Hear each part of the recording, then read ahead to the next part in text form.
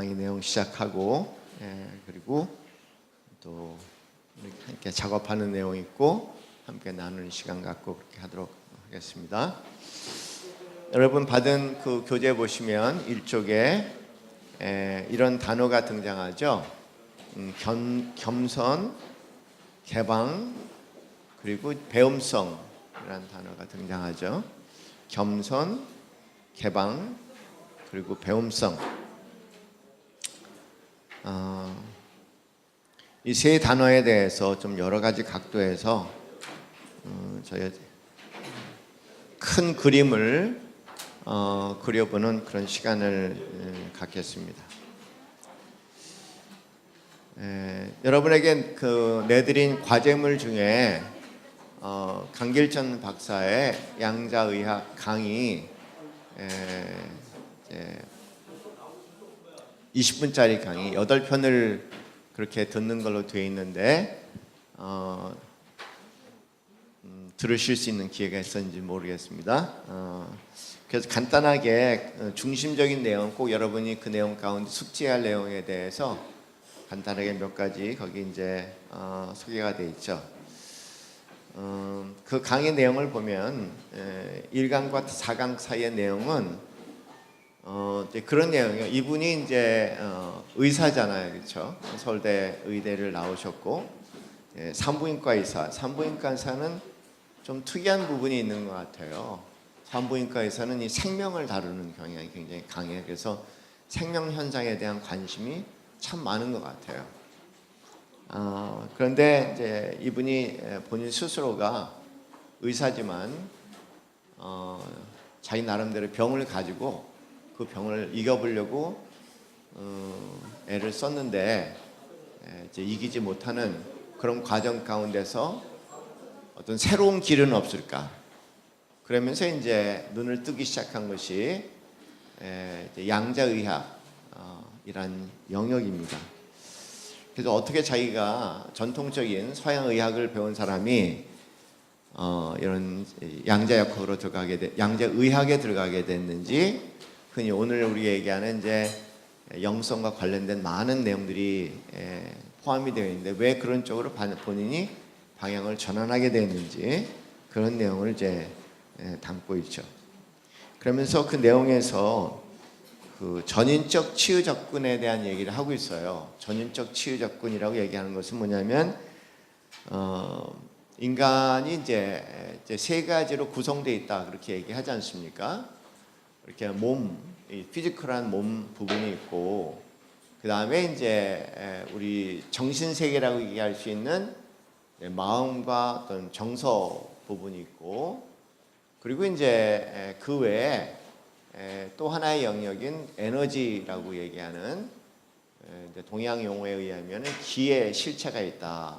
그래서 이제 전인적 치료를 대체 양자의학을 통해서 전인적 치료를 접근하는데, 이렇게 이제 몸이라는 것이 있고, 다음에 정신 세계가 있고, 여기 에너지의 세계가 있고, 지난 시간에 말씀드린 내용 보면 몸이 있고, 그 다음에 여기 마음의 세계가 있고, 그 다음에 여기 이제 소위 에너지 세계가 이렇게 있다. 이런 얘기를 하면서 이 에너지가, 이 세계가 이제 몸과 마음을 연결해주는 그런 역할을 하고, 이 에너지, 몸과 마음과 이 에너지 밑에 부분에는 이제 그 보이지 않는 그런 또 영역이 있고, 그런 영역들이 이제 함께 모이는 영역이 있고 큰 세계가 있다. 이제 이런 측면의 얘기를 하죠.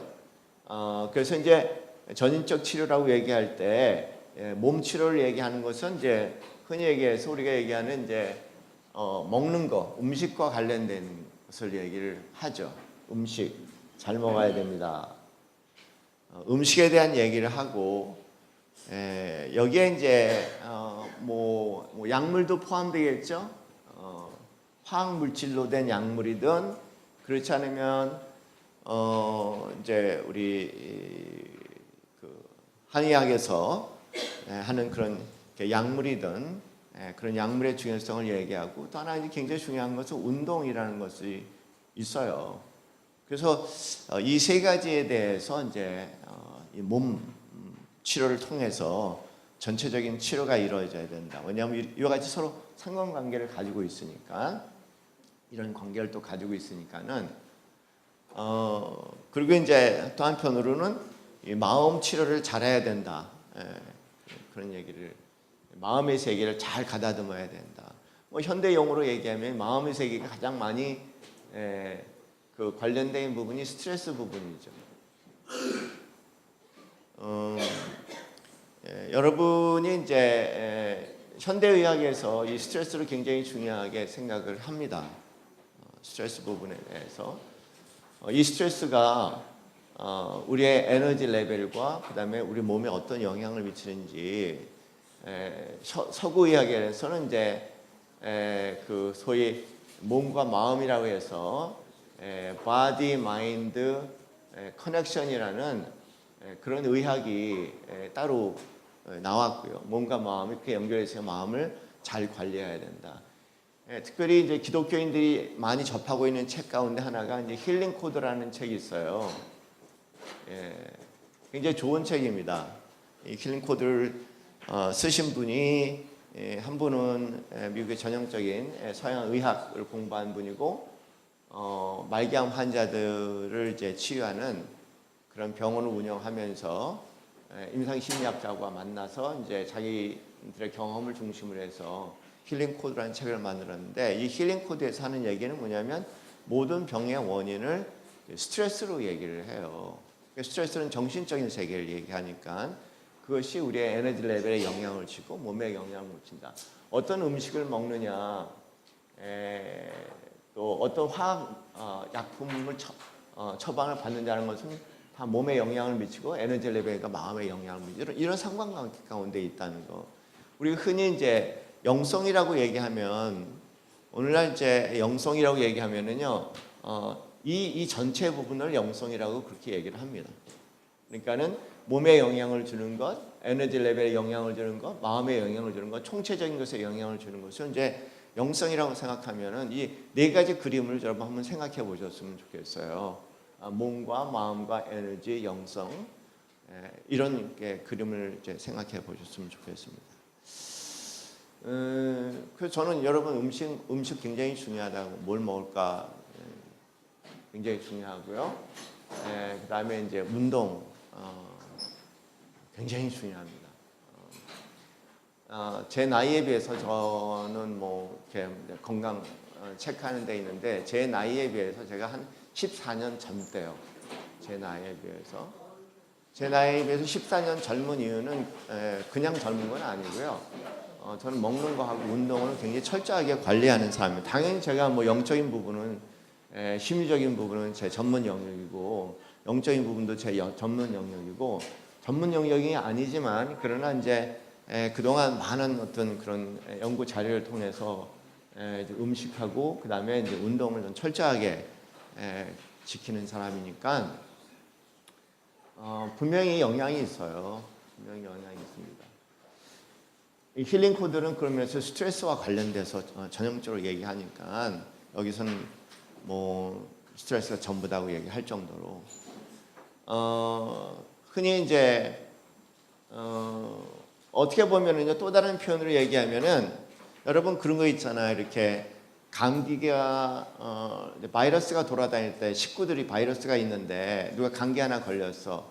그렇다고 해서 당연히 뭐 기침하고 재채기하고 뭐 서로 물건 서로 공유하면은 바이러스균은 뭐 다 나누는 거니까. 그렇다고 해서 가족이 모두 다 감기 걸리는 것은 아니잖아요. 그렇잖아요. 그래서 그런 걸 뭐의 차이라고 얘기하죠? 그런 차이를 면역력의 차이예요. 저는 이건 굉장히 중요한 부분이라고 생각합니다. 면역력이라는 게 결과적으로 여러 가지 표현을 얘기했지만, 영성이니 몸이니 에너지니 마음이 얘기했지만 궁극적으로는 에너지를 면역력 레벨을 얘기하는 거니까요. 그래서 이제 그러면 다 면역력과 관련돼 있다는 거, 그런 것도 한번 생각해 보시면서 좀 전인적인 치료에 대한 이분이 얘기하는 내용을 좀 생각해 보셨으면 좋겠고요. 이분이 이제 의외로 빠뜨린 부분이 하나가 있어요. 보충하고 싶은 것은 얘기하고 있지만 분명히 얘기하지 않는 부분이 있어요. 이분이 강의하는 내용을 보면은 양자역학에선 그 관계성을 굉장히 중요하게 강조합니다. 양자역학의 특징은 역동성이라고 해서 굉장히 이제 다이내믹이라고 얘기하죠. 이 역동성이라고 얘기해서 관계망이라는 용어를 써요. 우리는 관계망 속에 있다. 그런 거죠. 관계망 속에 있다. 나, 너, 뭐 많은 존재들이 있는데 이 존재들이 이런 개체적인 독립적인 존재가 아니라 서로 이렇게 막 끊임없이 이렇게 연결고리 가운데 있다 이런 얘기죠. 이런 거. 이렇게 다 연결돼 있다는 거죠. 그래서 여기 나 하나니까 이 나 하나가 아니라 이런 전체적인 관계망 가운데 이제 나를 볼 수 있어야 된다는 거죠. 뭐 옛날 표현에 의하면 양자역학에서는 관계망 가운데 있는 존재다 인간은 그렇게 얘기하지만 우리가 익숙한 용어로 얘기하면 생태적 존재라는 얘기 많이 들어봤잖아요. 생태적 존재다. 그다음에 환경적 존재다. 때로는 뭐 사회적 존재다. 그런 얘기들이 다 관계망에 대한 새로운 용어입니다.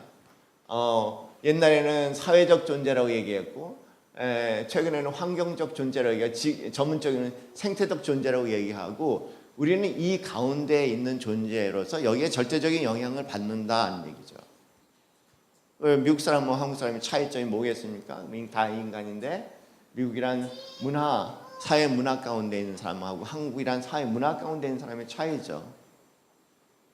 이거는 개인이 극복하기에는 너무나 큰 덩어리를 이야기를 하는 겁니다.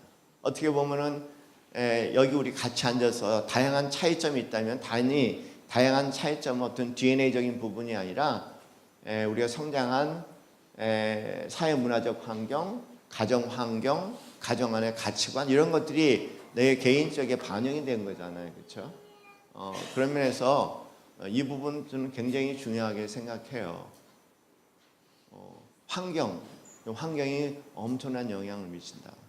뭐 한국 사회를 보면은 분명히 이제 강남에서 자란 환경, 우리 한국 강남에서 자라는 환경과 그다음에 상당히 어려운 지역에서 자라는 그런 환경 가운데 자라는 사람의 차이는 우리가 상상을 초월할 정도로 그 차이가 큽니다.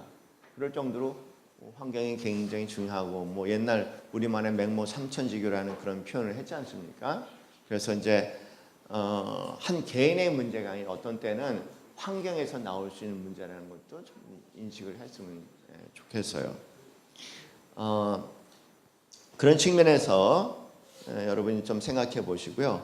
저희 용어상 조금 이제 정리할 것이 이 심리 세계라고 얘기하는데 심리 세계는 뭐냐면 관계를 보면은 이 관계망 가운데서 우리가 관계망 가운데 있는데 이 수평적인 관계, 인간과 인간과의 관계에서 형성되는 게 심리 세계입니다. 너와 나 그냥 인간과 인간 관계 가운데 형성된 세계를 심리 세계라는 우리 안에 있는 심리 세계는 거의 수평적 관계에서 이루어지는 그런 모든 관계들이 우리 내면의 세계에 어떤 특정한 형태로 구조화될 때 그것을 심리 세계다 그렇게 얘기를 하죠. 거기에 비해서 이제 영적 세계라고 얘기하면은 수직적 관계를 얘기하니까 우리 인간과 그다음에 인간을 초월한 어떤 초월 세계와의 상호 관계를 통해서 형성되는 부분이 이제 영적 세계라고 그렇게 이해하시면 좀 심리적인 세계와 영적인 세계를 좀 구별해야 된다. 뭐를 심리적인 세계냐? 다 인간관계 가운데서 형성된 마음의 세계를 심리세계라고 얘기하고 영적 세계는 뭐냐면 초월적인 존재, 초월의 세계와의 끊임없는 어떤 교통과 소통을 통해 형성되는 또 하나의 우리의 마음의 세계를 이제 영적 세계라고 얘기한다면 그런 면에서 영적 세계와 심리적 세계는 어느 정도 구별을 좀 하는 것이 저희가 좀 더 정확하게 이해하는 데 도움이 될 것 같아요. 그분이 설명한 양자역학에는 여러 가지 양자역학이 있는데 가장 의학적인 측면에서 활용하기 적합한 양자역학이 데이비드 봄의 양자역학이에요. 그래서 그분은 데이비드 봄의 양자역학 이론, 여러 이론 가운데 데이비드 봄의 양자역학 이론을 접목해서 이제 의학의 전인적 치료에 활용을 하고 있는데요. 거기 나와 있는 것처럼 몇 가지 간단한 설명 말씀을 드리면 양자역학이라는 것은 아원자, 원자보다 작은 단위, 아주 작은 단위, 눈에 보이지 않는 비가시적인 세계를 다루는 그런 이제 물리학이고요.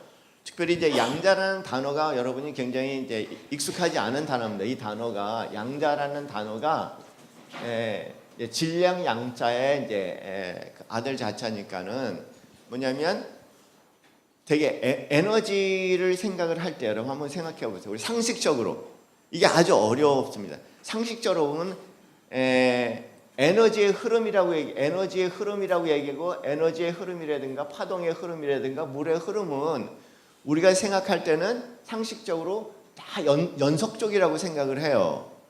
우리는. 근데 실제 연속적이지 않다는 겁니다.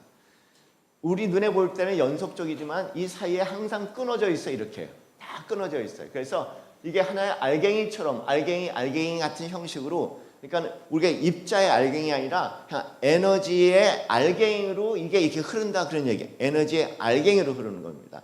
이 에너지 알갱이를 양자라고 얘기한다는 거. 아주 낯선 개념이에요, 이 부분이. 근데 실제 물리학적으로는 당연히 존재하는 겁니다. 그리고 이 양자를 통해 갖고 많은 현재 문명이기들을 우리가 사용하고 있거든요. 단지 우리가 통상적으로, 일상적으로 또는 경험적으로 이게 인식이 안 돼서 너무 낯설게 생각하는 거니까 우리 생각을 좀 내려놔야겠죠. 양자라는 것은 그냥 파동도 그냥 이렇게 연속적으로 흐르는 것이 아니라 이렇게 끊어져서 이런 단위 형식으로 움직인다. 이제 이런 것들을 중심으로 해서 이것과 이것의 상호 관계성. 원래 물리학이라는 것은 물리학은 물질과 상호 관계성에 대한 연구를 하는 것이 물리학이라고 얘기한다면 양자 물리학, 양자역학은 요 양자와 양자의 상호 관계성에 대한 연구를 하는 것을 이제 양자역학, 양자 물리학이라고 얘기하니까 뭐 흔히 얘기해서 이 세계는 보이는 세계에 대한 것이고 이 세계는 보이지 않는 것에 대한 세계예요.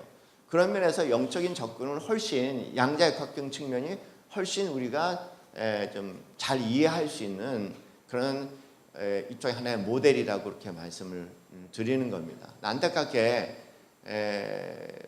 여러분 세대 또 한국 세대는 거의 고전 물리학이라는 물질과 눈에 보이는 것과 몸에 보이는 것과의 관계성에서 형성된 물리학의 세계가 전부라고 생각하기 때문에 이 세계관을 가지고 우리가 얘기하는 영적인 세계와 보이지 않는 세계와 에너지 세계와 기의 세계와 마음의 세계를 이해하기가 아주 힘들어요. 그래서 지금 여기서 나온 것이 양자의학이라는 것도 나왔고 양자심리학이라는 것도 나오고 양자심리학과 양자의학에 근거해서 요새 많이 등장하는 이 흐름이 이제 뉴에이지 운동이라는 것이 일종의 거기서 나온 거고요. 뭐 이 시대는 영성의 시대라고 얘기하는 이 영성의 시대라는 용어도 이 양자역학이 등장하면서 이건 절대적이라고 인식하면서 새롭게 만들어지는 세계니까 우리 기독교인들은 일단 이런 틀을 좀 이해를 하면 신앙생활이 굉장히 재밌다, 의미 있게 다가올 수 있다는 것을 먼저 말씀을 드리겠습니다.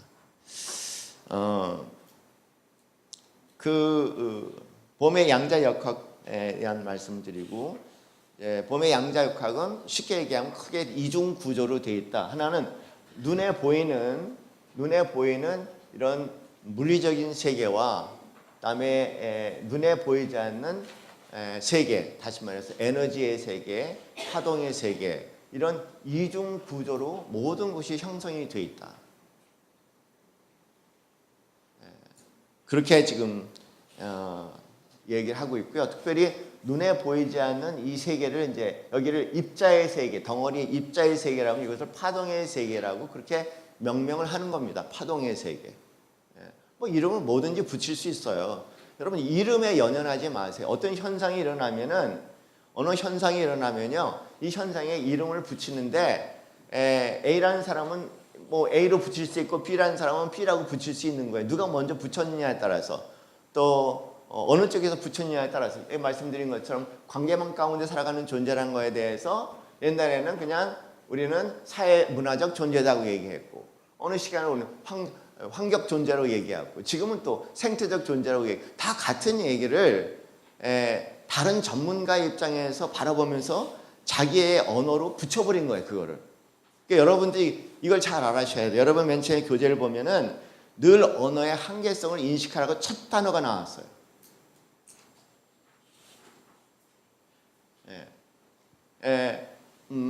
뭐 어떤 초월적인 존재가 있어. 어떤 초월적인 존재가 있는데 문화에 따라서 그 문화가 가지고 있는 언어와 이해 개념을 가지고 초월적인 존재에 대해서 명명하게끔 될 수밖에 없어요. 유대인들은 뭐라고 얘기합니까? 여기를 여호와라 하나님이라고 부르죠.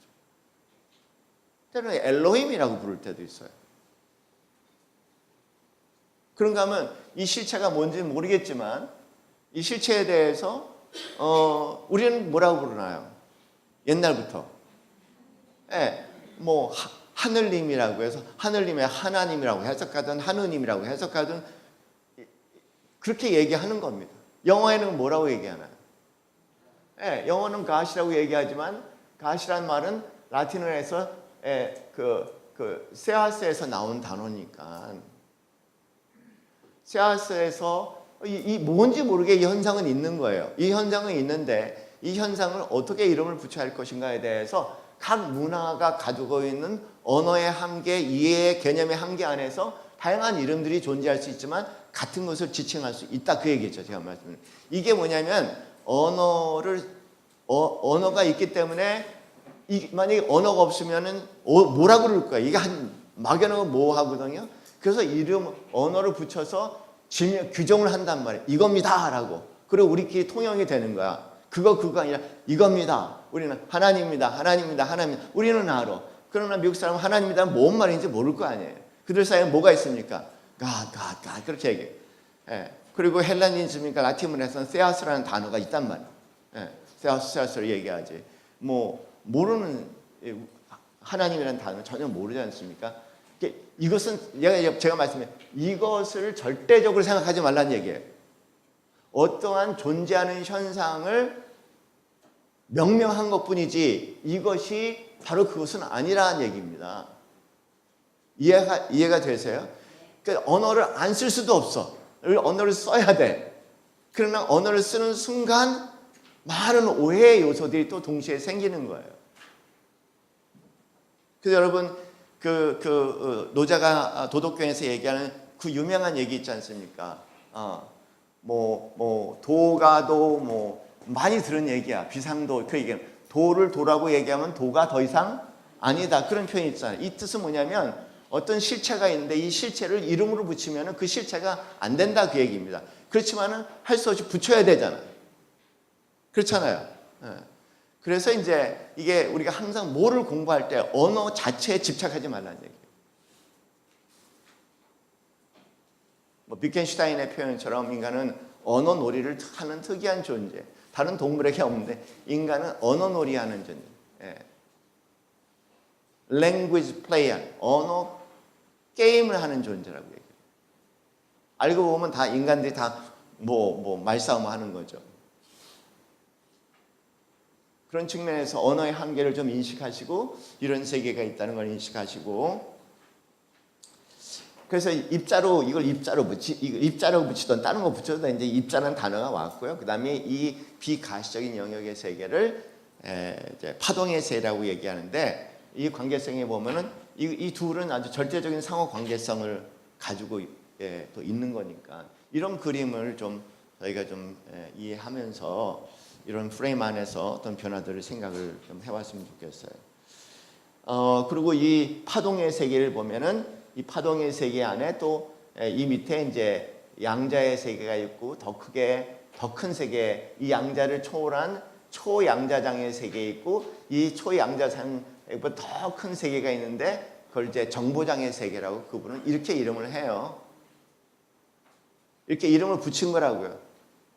뭐 이거를 그냥 여기 이쪽에 이 파동 밑에 여기에 양자의 세계가 있고 양자의 세계를 넘어가서 초양자장의 세계 있고 초양자장이가 정보장의 세계 있고 이렇게 이분을 나눴지만 우리는 그냥 이거 하나를 그냥 양자의 세계다 이렇게 이름을 붙여도 돼요. 어느 분은 어떻게 보면 이 양자의 세계를 눈에 보이지 않는 파동에서의 양자의 세계를 뭐 이분은 3개로 나눴지만 어느 분은 5개로 나눌 수도 있고 6개로 나눌 수도 있어요. 정말 자유하라는 거야 거기에 대해서요. 얼마만큼이나 그렇잖아요. 얼마만큼이나 디테일하게 나누냐에 따라서 더 많은 것들이 있을 수 있겠고 그걸 아주 확 줄여서 간단하게 그냥 우리 그냥 양자장이라고 얘기하자. 그렇게 해도 좋고 그러나 필요상 학문을 하다 보면은 좀 더 자세한 접근을 하다 보면 이게 좀 구별이 돼야 될 수 있다는 거죠. 그저 그렇게 생각하지 뭐 이런 거에 대해서 너무 그렇게 집착하지 않으면 좋을 것 같아요. 그래서 그런 표현, 이 흥미로운 것 중에 하나가 이제 양자역학에서 다 입증된 거니까요. 뭐 우리가 논쟁의 대상이 아니고 우리가 몰랐던 거니까 받아들여야 할 대상인데 양자역학에서 공통적으로 하는 얘기가 뭐냐면 관찰자 효과라는 것이 있어요. 관찰자 효과는 우리가 어떤 물체가 있는데 물체가 우리가 관찰 때 보느냐 안 보느냐에 따라서 그 움직임이 달라진다는 겁니다. 성격이 달라진다 그렇게 얘기하는 거죠. 참 무섭죠 그게. 우리가 보느냐 안 보느냐에 따라서 성질이 달라진다는 거예요. 웃긴다. 웃기는 얘기 아니에요. 여러분 아시잖아요. 이렇게 집이 있는데 이제 시골 가보시면 이제 사람 안 사는 집들 있잖아요. 안 사는 집들 어때요? 같은 시골집인데 사람이 사는 집과 안 사는 집 차이가 있을까요? 없을까요? 여러분 아시잖아요. 그냥 시골 가보면 금방 알잖아요. 그러니까는 뭔가 사람이 관심을 가지고 있는 집과 그리고 내 보금자리라고 생각하는 집을 찾아갈 때 우리 집이 좋아 그러고 들어가는 집과 그 다음에 그런 관심의 대상이 되지 않은 버려진 집과는 하늘과 땅 차이라는 거. 그러면 관찰자 효과라고 얘기를 합니다. 참 이게 무슨 미신 같은 얘기를 들으실지는 모르겠지만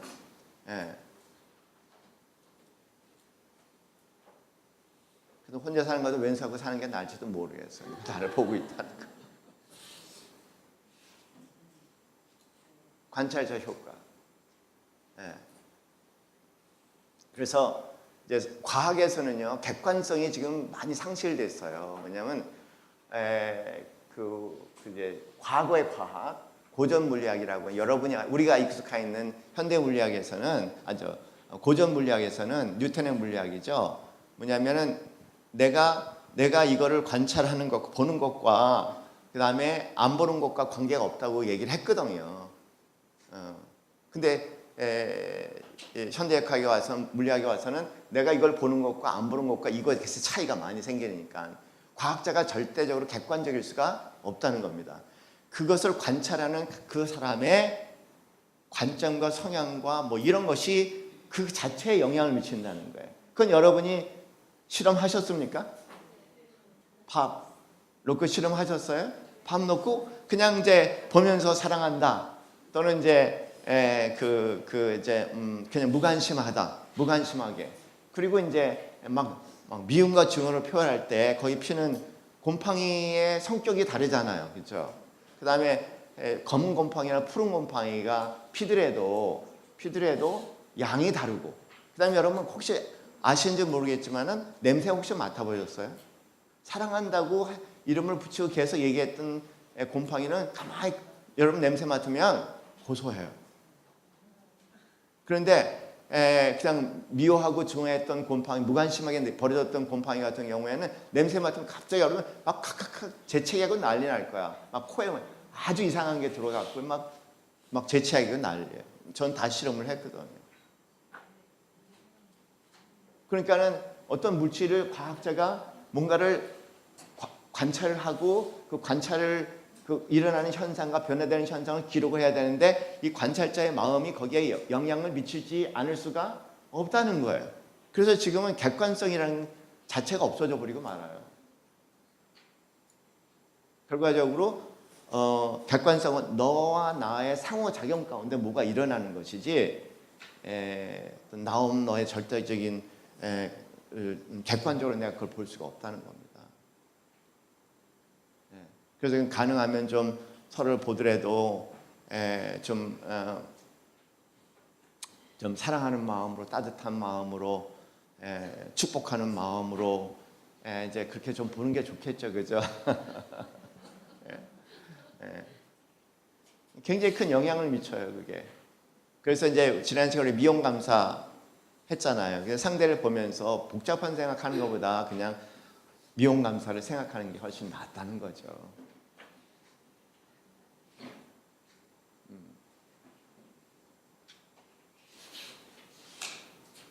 그러면 여러분 한번 생각해 보세요. 이것도 하나님이 나를 보고 계시다고 생각하는 것과 하나님은 없다고 생각하는 것에 차이점이 있을까요? 없을까요? 그리고 하나님은 무서운 사람이라고 생각하고 보는 것과 하나님은 사랑이시라고 보는 것과 차이가 있을까요? 없을까요? 하나님은 나를 보시면 맨날 이놈 떼끼놈 그렇게 한다고 생각하는 것과 하나님은 나를 보면서 그래 너 인간 아니냐, 너 인간 아니냐, 내가 너 언제 하나님이라고 얘기했냐, 네가 어떻게 완벽할 수 있냐, 난 너의 그런 불완전한 모습이 너무 마음에 들고 사랑해, 그래서 내가 있잖냐 라는 생각을 가지고 하나님이 나를 보신다고 그렇게 믿는 것과 그리고 아무도 없다는 것과 그리고 맨날 내가 어떤 이 바퀴벌레처럼 하나님 빛만 비치면 어둠으로 드물어가는 그런 존재를 날 인식하는 것과는 당연히 시간 지나가면 엄청난 차이를 만들어내는 거죠.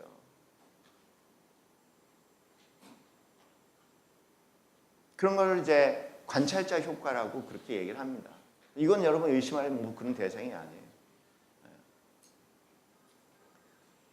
또 하나 이제 여기서 밝히는 것 중에 하나가 뭐냐면 양자 얽힘이라는 것이 있어요. 양자 얽힘이라는 것. 양자 얽힘이라는 것이 있는데 이것도 굉장히 신비한 현상 중에 하나죠. 양자 얽힘이라는 것은 어떻게 보면 여기에 이제 이런 관계망이라는 용어의 또 다른 표현일 수 있겠고, 지난 시간 잠깐 말씀드렸지만 서로 아는 사이라면은 내 마음의 상태와 심적인 상태, 영적인 상태가 상대에게 영향을 미칠 수 있다. 우리는 그냥 엮여져 있다는 거. 그런 얘기예요. 엮여져 있다는 거. 이해가 되세요? 그게 그냥 양자 얽힘이라고 생각하는 거죠. 뭐 이것도 너무나 많은 뭐 의심할 여지는 아니니까 과학적으로 다 검증이 된 거니까. 그래서 이제 여러분 좀 마음속에 이런 부분에 대해서 생각하면서 뭐 이 공동체 안에서 또는 이제 부부 안에서 좀 개인적으로 어떤 마음을 가지고 있어야 되느냐 그런 것들을 생각해 보라 그런 얘기죠. 관찰자 효과도 그렇고 양자 얽힘도 그렇고 내가 이름을 알거나 얼굴을 알거나 가까운 관계는 거리가 떨어져 있어도 거리가 관계없이 서로에게 끊임없이 서로 영향을 미친다는 거죠. 뭐 옛날에 뭐 장희빈 얘기 아시죠, 그죠? 장희빈 얘기 아시죠, 그죠? 뭐 했습니까? 장희빈이 뭐 하다 걸렸어요? 뭐 인형에다가 뭐 바늘 꽂고 맨날 저주하고 뭐 그런 얘기. 아주 근거 없는 얘기가 아니에요. 한 문제는 저주하다 보면은 이제 부메랑 효과처럼 그게 자기에도 영향이 온다는 걸 모르는 것 뿐이죠. 우리가 잘못하고 죄를 짓는다면 누구한테 미안하다고 얘기할까요? 내가 누구한테 잘못하고 죄를 졌다면 누구한테 미안하다고 얘기해요? 상대뿐만 아니라 누구한테도 해야 돼요. 나한테도 해야 돼. 미안하다. 내가 내 자신에게 미안해. 나를 막 정죄하지 마시고 미안하다고 얘기하셔야 돼. 내 자신한테. 미안하다. 왜냐하면 그 죄의 결과를 누가 감당해야 되니까 상대뿐만 아니라 내 몸까지 감당해야 되니까 그냥 아이고 미안하다, 아이고 미안하다 그렇게 자기 자신에게 얘기해 줄 수 있다는 것도 굉장히 중요한 겁니다. 그래서 여러분과 저는 그래요. 벌써 남이 아닌 거라 이렇게 서로 이렇게 알고 얼굴 보고 이름 익혀가고 그러면은 남이 아니니까 그런 면에서 여러분이 정말 행복하고 잘 살기 원한다면 내가 행복하고 잘 살아야 돼요. 여러분이 마음이 단단해지기 원한다면 내가 마음이 견고하고 단단해져요. 그것이 영향을 미치니까 만약에 그 흔히 얘기해서 이제 그런 뭐 아브라함이 이제 하나님께 의인 100명에 대한 얘기를 했다가 50명에 대한 얘기 계속 줄였잖아요, 그렇죠? 성경 말씀 보면은 한 사람보다는 우리가 함께 기도하는 걸 할 때 하나님께서 그 가운데 계신다는 표현도 여러분 잘 들으셔야 돼요. 보면은 예를 들어서 역치라는 표현이 있는데 이런 역치라는 건 뭐냐면은 이 단계에 이렇게 되는 것이 아니라 이 단계에서 이따 갑자기 이렇게 에너지가 레벨이 올라갈 때가 있어요. 이 올라가는 건데 예를 들어서 자극이 1의 자극을 줘도 안 올라가. 근데 2의 자극을 줘도 안 올라가. 근데 3의 자극을 줬니 그때 비로소 갑자기 튀는 거예요. 요거를 역치라고 얘기하거든요. 그러니까는 기도에도 역치가 있고 마음의 세계에도 역치가 있는 거라. 우리 교회가 변하려면 10% 정도예요. 우리 교회가 변하려면 많이도 아니야. 10%의 사람이 건강한 마음을 갖는다면은 그것이 역치의 수준으로 올라가. 갑자기 올라가는 거예요. 7명 때도 안 돼. 5명 때도 안 돼. 6명, 7명 때도 안 돼. 8명 때, 10명 때도 갑자기 올라간다는 얘기예요. 그래서 공동체가 중요하고 개인의 한 사람을 변화시키는데 공동체의 변화가 생기면은 개인의 변화도 훨씬 더 빠르죠. 그러니까 우리가 그런 생각하면 각자 좀 개인의 문제가 아니라 이 공동체 안에 한 개인의 변화를 위해서 공동체가 어떤 마음을 가져야 되는가, 가족이 어떤 마음을 가져야 되는가 그런 것도 좀 생각해 볼 수 있는 그런 영역이라고 말씀드릴 수 있습니다. 자, 거기까지 혹시 궁금한 부분 있으면 좀 해주시고.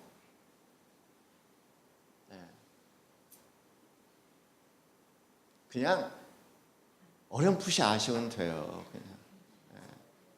요새는 뭐 하나 제대로 알려줘야 평생 그 하나만 붙잡고 살아야 되고 너무나 정말 그냥 대충 맞는다고 생각하면 그 범위 안에서 그냥 잘 활용해서 쓰시면 됩니다. 여러분 교재 보시면 거기에 푸른 별과 그 역설이라는 표현이 나와 있는데 우리 동영상 한번 볼게요. 푸른 별과 역설. 코스모 칼 세이건이라는 이제 우주에 대한 많은 연구를 하시고 그 다음에 이제 언론인으로서 이분이 쓴 책 가운데 코스모스라는 책의 한 부분에 푸른 별에 대한 그런 겁니다.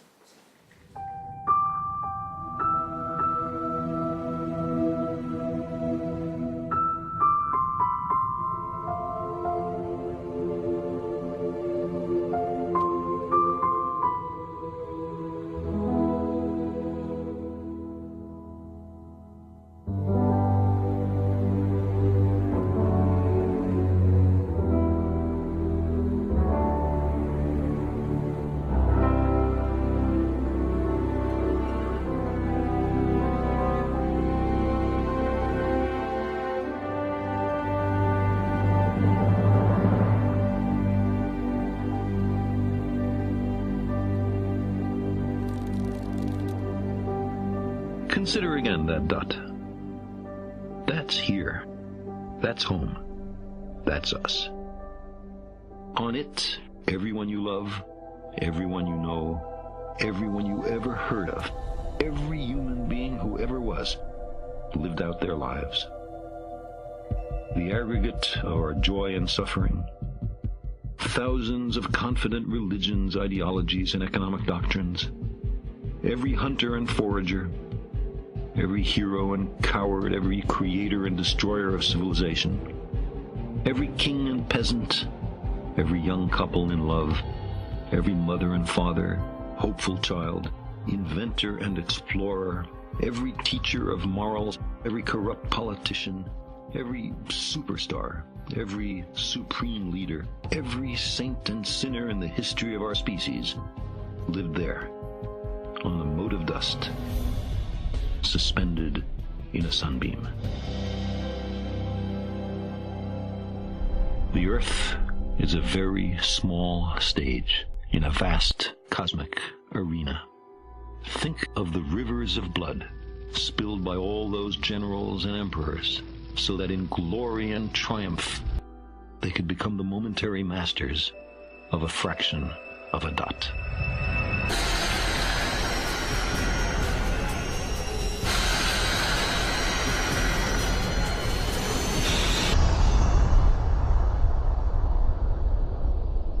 Think of the endless cruelties visited by the inhabitants of one corner of this pixel on the scarcely distinguishable inhabitants of some other corner. How frequent their misunderstandings, how eager they are to kill one another, how fervent their hatreds. Our posturings, our imagined self-importance, the delusion that we have some privileged position in the universe, are challenged by this point of pale light. Our planet is a lonely speck in the great enveloping cosmic dark. In our obscurity, in all this vastness, there is no hint that help will come from elsewhere to save us from ourselves.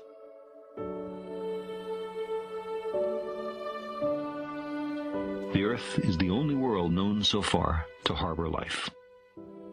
There is nowhere else, at least in the near future, to which our species could migrate. Visit? Yes.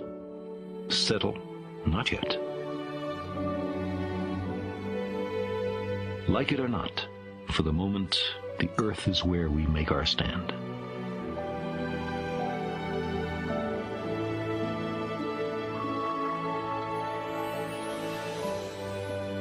It has been said that astronomy is a humbling and character-building experience.